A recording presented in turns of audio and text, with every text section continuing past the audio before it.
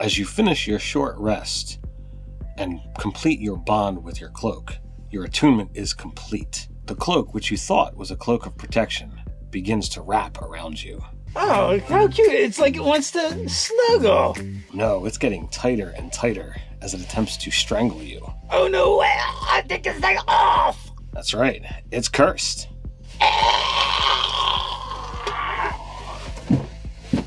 If only cursed items were that effective in D&D. So I have to ask the question, are cursed items useless in 5th edition Dungeons & Dragons? Welcome to Nerdarchy. For nerds, by nerds, I'm Nerdarchy Dave, and as usual, I'm hanging out with this nerd. Nerdarchy Ted. Maybe it's your first time visiting Ted's Basement. It's a place where we like to discuss news, views, and homebrews for 5th edition Dungeons & Dragons. Sometimes we even talk about other role-playing games. So if you don't want to miss a single video, don't forget to hit that subscribe button and attune to that notification bell. Alright, so we're going to talk about cursed magic items in 5th edition Dungeons & Dragons, and are they truly effective anymore? Well, I guess, we should start off by talking about, what is the process of, dealing with and handling, cursed magic items.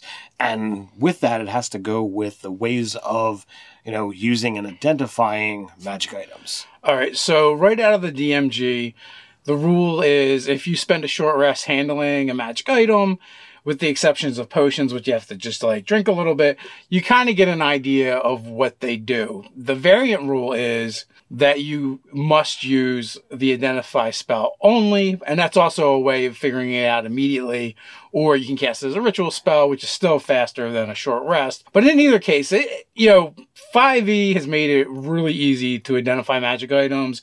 It got easier in 3rd edition, and before that, it could be a quest just to figure out what your stuff does. Yeah, I remember in, early days of having to go find someone who could identify because it was not a player-driven skill. Well, it could be, but even so, it was riskier, it was harder to do. But now it's very prevalent in the game, it's really easy. And the problem with that is many of the magic items that get identified, even if they're cursed, the spell will tell you it's cursed, right? It'll tell you the problem.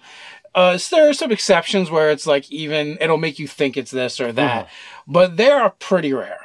So we kind of discussed, it's kind of easy to figure out what items do, and the chances of you actually succumbing to a cursed item is pretty rare because more than likely someone in the party is going to have told you it's cursed already. Unless it's one of these rare items, it's a 1st level spell, not a big deal. Well, say you do still succumb to the curse. Well, that's a 3rd level spell to get rid of. And if you have a cleric or divine caster in your party, really, they just take a rest. They get the spell they need. Boom, bang, they get rid of the remove curse. A 5th level character can do this. So really, your window as a DM to kind of put cursed items on your party is 1 through 4th. And that's when they're most susceptible and most vulnerable in general. Yeah, so, remove curse, really simple. It automatically breaks the attunement. It allows them to remove all curses on them. So even if you've got multiple items that have gone to one dude, no, it's gone. It's dealt with. It's the earliest edition of where, this spell is able to take effect. And I really think, this should be pushed up higher. Curses are supposed to be drastic, dramatic, and should not be easily dealt with a 5th level character. All right, so, before we get any further into, what you can do to make cursed magic items more interesting, some of our own experience with cursed magic items, let's take a moment to thank our sponsor, Session Zero. Curse Collective for 5e and Pathfinder 2 is now on Kickstarter. This is a fantastic Kickstarter. We are talking over 50 plus cursed magic items. They have guest writers coming on to write some of these. Including yours truly. So we're each going to write a cursed magic item. This will be kind of fun. And, they have great bundles. It's $35 gets you the bulk of everything that they're doing. It's going to get you the print and play, it's going to get you the deck, and it's going to get you the soft cover book. There is no reason that you shouldn't go check this out. You can head over to the Kickstarter page. There's going to be a link down in the description, and from there, you can go check out 6 of the preview images that are there to give you the style of the type of items that are going to be in this collective. And, it's your way of getting, 2 more cursed items made by Nerdarchy. Yeah, it's a lot of fun. The things they have there is very, seasonal for the Halloween. It captures the Halloween spirit. Even some of their pledge levels have like that trick-or-treat feel to them. Go check it out. It's really cool. They did a great job putting together the Kickstarter video.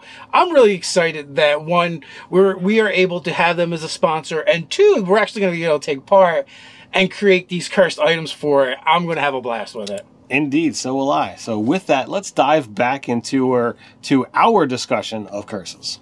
Just remember, that link will be in the description. Okay, so we were discussing, cursed magic items, and even like recently used them in our game. You ended a session, gave us a bunch of magic items. We attuned to them. I don't know if they got identified or if we just handled them. No, there's no one. No, there was no one at that point in time who was identifying. You guys had just been like, you know what? I'm just going to start, wearing stuff and attuning to it. And, I had made three cursed items that, one was like a belt of strength, one was a ring of protection, and one was a cloak of elven kind. And for the duration, typically we have a month in between games, the players were really excited about these new items. And several of them were very themed towards several of us, and be like, "Oh my, this is so good! I can't believe Ted gave us this. This is crazy for what we do." Dave was like, Ted, you realize that my character, who's got advantage on stealth, high dexterity, he's got expertise in stealth, high dexterity, wearing a cloak of elven kind, I'm going to get advantage. Everybody else is going to have disadvantage. Ted, this item is way too powerful for my character. And I had to just sit there and bite my tongue because I didn't want to spoil the surprise. It's like, yeah, that was a cursed item planned all along.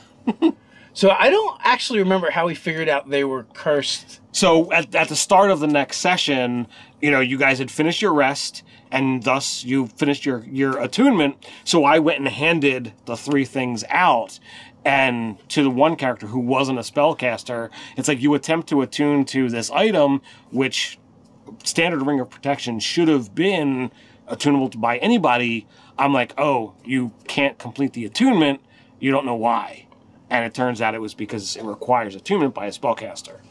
Which it shouldn't. I don't know if that prompted us to investigate, or if you just had told us at that point. Yeah, I gave that one out, and I gave all three, magic item write-ups to say, okay, these are the items, and in fact, you did get. So the cloak of elven kind was, the cloak of random noises. So it actually gave him disadvantage on stealth. The belt of strength was actually like a belt of weakening. So it actually reduced his constitution by 2 instead of his strength by several. I feel like those should have been, you should have waited until an encounter and then handed out the cards. Would have been a little bit better. But even still, it was such a minor inconvenience for us. It was like, oh, our cleric will rest a day and then they're all gone. Yeah. So, and literally, that's what it was. And so the biggest problem with cursed magic items is the time that you can give them out and have them be impactful and meaningful, they're actually too strong to put against the party. And after they get to the point where they would be getting these types of magic items anyway, it's really easy for the players to overcome this obstacle.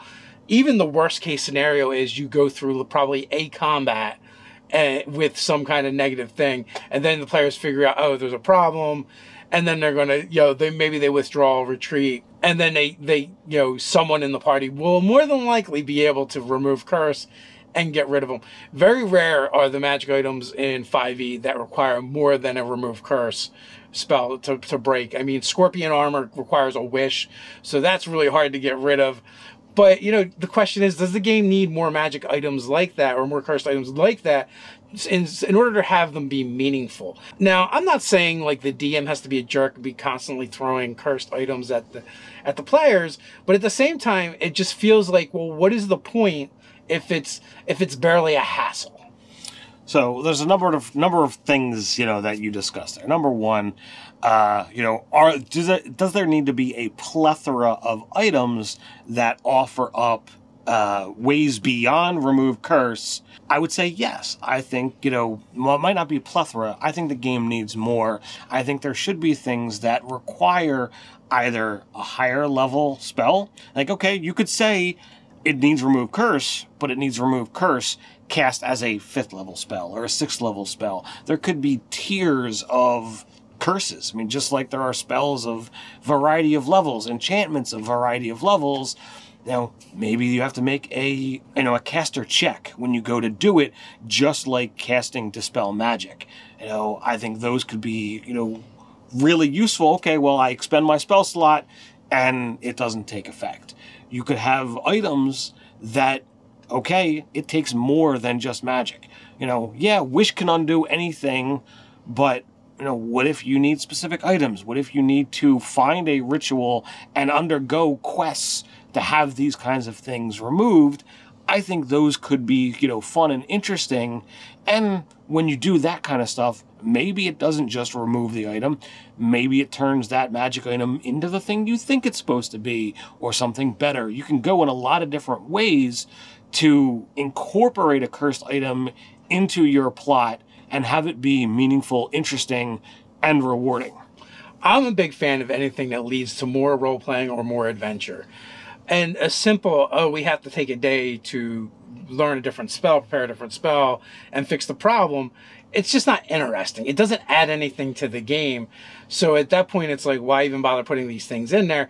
And for you, even, like, you spent way too much time working on something that was, at best, it was like, aha, and, and it didn't really have any real impact other than you got to kind of like yank our chain up until the next session, and because we have a lot of time between sessions, so you got a little more bang for your buck for that reason.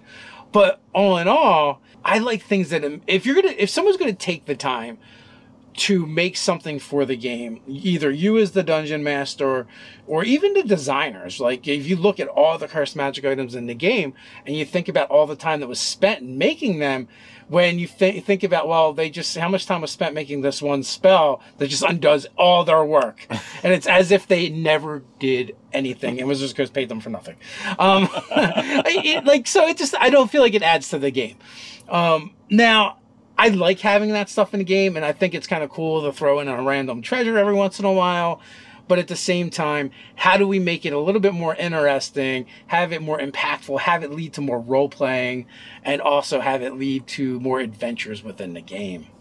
Yeah, and all of that, really does, work for me. There's a couple different options that I gave, and if you're looking to do, that kind of thing, feel free to experiment with any of those options. So, I mean, even when you bring up the fact that, like, even the idea that it's tiered, that you need a higher spell slot, like, that's kind of cool, because then there's a gradation of, well, if the players aren't that level, then, then they have to go find maybe an NPC that is, that can cast a more powerful version of Remove Curse.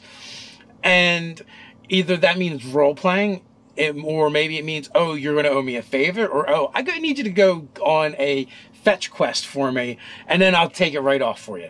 Or, oh, I could absolutely do this for you, but I don't have this one ingredient to make the spell work. You're going to have to go get it for me first. Oh, and by the way, it's a little bit dangerous. So, and that leads to both role-playing and adventure, regardless of how many different, avenues you go down that road. So I think, that fulfills all of the criteria. Whether you go with the ritual version of, you need to find the specific ritual that requires investigation.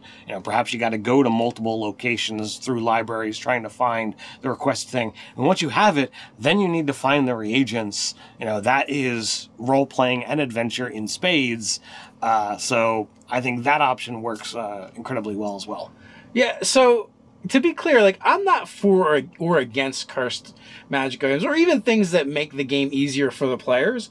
But I am against things that don't seem to have a net value to the game. Like, when it's real easy, like Remove Curse, it's like, oh, well, you drained a spell slot. If ultimately that's what you're after, I guess, but it's just not interesting to me. Yeah, I get it. So with that, what do you folks think? Are you using cursed items in your game? Are they effective? Are they not effective? How do your players treat them?